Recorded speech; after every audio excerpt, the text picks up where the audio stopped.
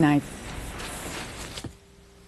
A troubling new study says America's children are in a downward spiral.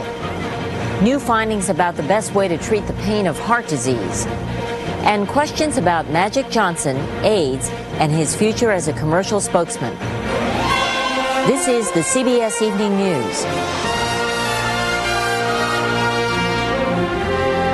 Good evening. I'm Connie Chung, sitting in tonight for Dan Rather. A new report is out tonight on the lives of America's children, and the results are dramatic and disturbing. Researchers look not only at how fit and how smart children are compared with kids in the 60s, but also how many are murdered or commit suicide. Mark Phillips reports. Today's report comparing the welfare of children in the 90s with the status of children a generation ago shows how different reality has become from the American ideal.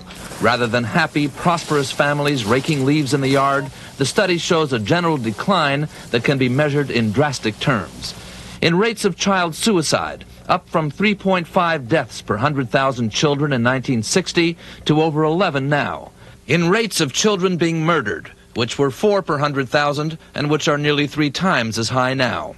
Measured another way, scholastic aptitude scores have dropped in the past 30 years. Verbal scores down from 477 are into the low 400s now. The study done at Stanford University pulls together research from a variety of sources, painting a disturbing picture.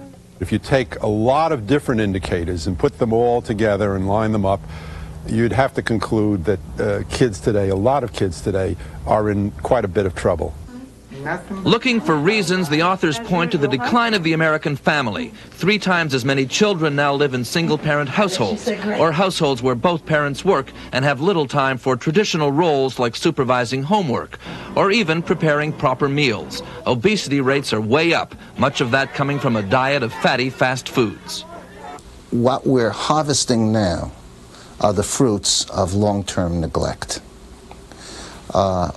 We need to develop a national children's agenda.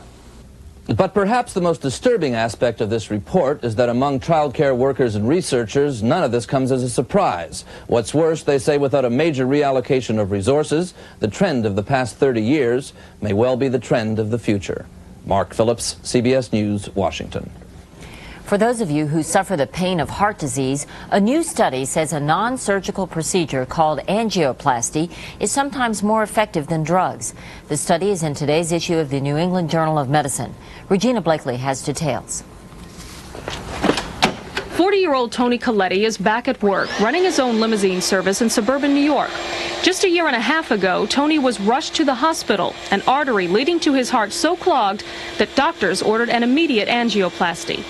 It's a procedure where a balloon is inserted into a clogged artery. Once in place, the balloon is inflated, reopening the pathway to the heart. Now Tony's at full speed, even exercising with little discomfort. All I know is I went in with a 99% blocked artery and came out with a 10%. It was 90% open. So, I mean, you can't beat that. Last year alone, more than 200,000 people like Tony underwent angioplasty.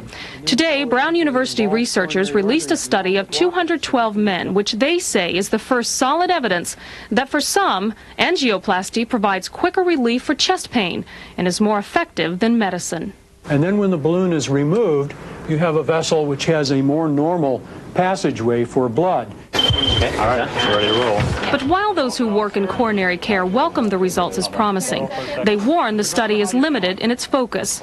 Only those patients suffering from the mildest of heart vessel disease were chosen to participate. The questions of the future now are what role will angioplasty play in the treatment of patients with multivessel disease? And there are more questions for doctor and patient. Angioplasty is